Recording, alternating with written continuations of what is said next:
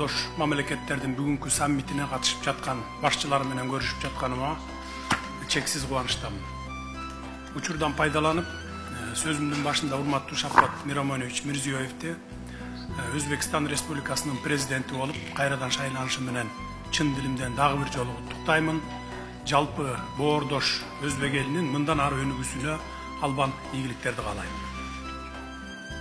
Европа менен Азияны бириктирип, 9 жолдун тоомунда жайгашкан Байыркы Стамбулда түрк мамлекеттеринин башчылары менен кезектеги саммитте жүз көрүшүп, жолугушуп турганыма өтө кубанычтамын.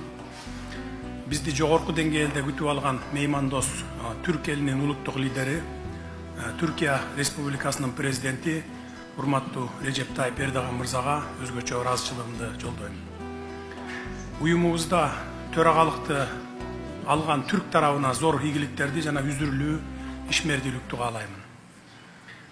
Түрк бир туугандарыбыздын түрк кеңешинин төрагасы гана эмес, түрк кызматташуусу боюнча бардык уюмдардын кыймылдаткыч күчү катары олуттуу демилгелерди ишке ашырышына жана маанилүү иш-чараларды өткөрөрүнө ишенебиз.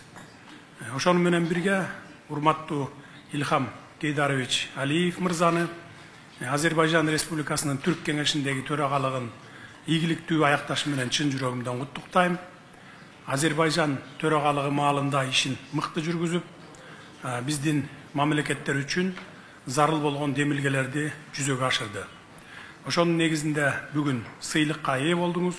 Сыйлыгыңыз кут болсун.